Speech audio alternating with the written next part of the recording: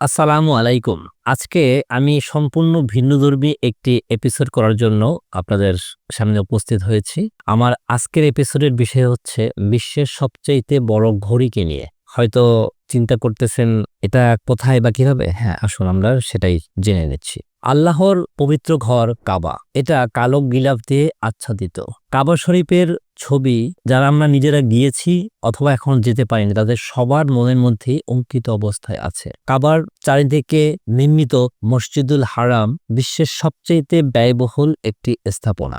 এই স্থাপনাকে আরো বেশি সমৃদ্ধ করেছে এখানের আশেপাশে গড়ে ওঠা বিভিন্ন রকমের মার্কেট, হোটেল আরো অন্যান্য স্থাপনা। এই ধরনের একটি বিখ্যাত স্থাপনার নাম হচ্ছে জমজম টাওয়ার খ্যাত আব্রাজ আল বাইত নামে কমপ্লেক্সটি। এই কমপ্লেক্সের ভিতরে রয়েছে বেশ কয়েকটি অনেক বড় মানের হোটেল এবং পাশাপাশি শপিং মল। এই হোটেলটি একমাত্র হোটেল যেটা বছরের 12 মাসই লোকারণ্য থাকে। শুধু এই হোটেল নয়, কাবার আশেপাশের প্রায় প্রতিটি হোটেলেই সারা বছরই লোকারণ্য থাকে। এখন এই যে সবচেয়ে বড় ভবন, সেই ভবনটিকে পবিত্র কাবা শরীফের নামে ওয়াকফা করে দিয়েছেন সৌদির বাদশাহ। অর্থাৎ এই টাওয়ারের যাবতীয় আয় ব্যয়, নতুন কোনো নির্মাণ থেকে শুরু করে সবকিছুই এই টাওয়ারের যে খাত সেখান থেকেই পরিচালিত হবে অথবা কাবা থেকে এটা পরিচালিত হবে। কাবা শরীফের দক্ষিণ গেটের কাছেই দেখা যায় একসাথে একটি বড় ভবন, কিন্তু এইটি আসলে একটি ভবন না, এখানে মোট 7টি ভবনের সংমিশ্রণ, যেটাকে আমরা মক্কা রয়্যাল ক্লক টাওয়ার নামে জানি। সবচেয়ে উঁচু যে ভবনটি, সেই ভবনের একদম উপরে রয়েছে মক্কা রয়্যাল ক্লক। অর্থাৎ এটাই হচ্ছে পৃথিবীর সবচাইতে বড় ঘড়ি। হজ এবং উমরা করতে যাওয়া প্রতিটি ব্যক্তি যারা কাবা শরীফ তাওয়াফ করেন, এমনকি যারা তাওয়াফ নাও করেন, তারাও এই টাওয়ারের দিকে তাকান। এই টাওয়ারটি 681 মিটার উচ্চ এবং এটা পৃথিবীর 6ষ্ঠ উঁচু ভবন, যেটা 45 কিলোমিটার দূর থেকেও দেখা যায়। এই ঘড়ির নির্মাণ কাজ শুরু হয় 1430 হিজরিতে। পরে এক বছর ঘড়ি বিভিন্ন কিছু পরীক্ষা নিরীক্ষা শেষে 1431, যেটা ইংরেজিতে 2010 সালে হিজরির প্রথম মহরমে আনুষ্ঠানিকভাবে উদ্বোধন করা হয়। গ্রিনিচ সময় বা গ্রিনিচ মান টাইম, যেটাকে আমরা জিএমটি এর বিকল্প হিসেবে তৈরি করা হয়েছে মক্কা মান সময়, যেটাকে মক্কা মিন টাইম বা এমএমটি বলা হয়ে থাকে। আমরা প্রত্যেকেই জানি যে সাধারণত আমাদের এই পৃথিবীটা গ্রিনিচ মানের সময় ধরেই চলে।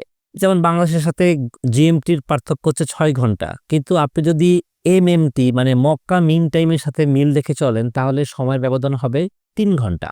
15 বিলিয়ন মার্কিন ডলারে নির্মিত চতুর্মুখী ঘড়িটি একমুখে লাগানো হয়েছে 9,80,00,000 পিস গ্লাস মোজাইক। শিলালিপির উপর শৈল্পিক কারুকার্যের অলঙ্করণ করে আরবিতে লেখা আছে আল্লাহু আকবার, যা 21,000 রঙিন বিজলিবাতির আলোয় উদ্ভাসিত হয়ে ওঠে।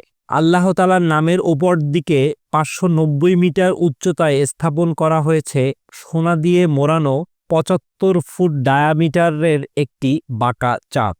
এই স্থাপনার নির্মাতা প্রতিষ্ঠান ছিল সৌদি আরবের বিন লাদেন গ্রুপ। ডিজাইন করেছেন সুইস ও জার্মানির প্রকৌশলীরা।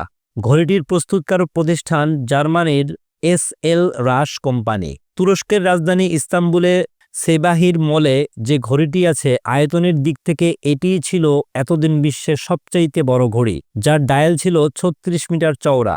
কিন্তু মক্কা ঘড়ির ডায়াল 43 মিটার, যা লন্ডনের বিগ বেনের চেয়েও 6 গুণ বড়। বিশেষ দিবস উপলক্ষে এ ঘড়ির উপরে স্থাপিত মিনার থেকে আকাশে বিচ্ছুরিত হয় 16টি উজ্জ্বল আলোক রশ্মি, যা আকাশের 10 কিলোমিটার উঁচুতে ছড়িয়ে যায়। দৈনিক 5 ওয়াক্ত নামাজের সময় 30 কিলোমিটার পর্যন্ত ফ্ল্যাশ লাইটের মাধ্যমে আলো জ্বালিয়ে নামাজের ইঙ্গিত দেওয়া হয় এখান থেকে।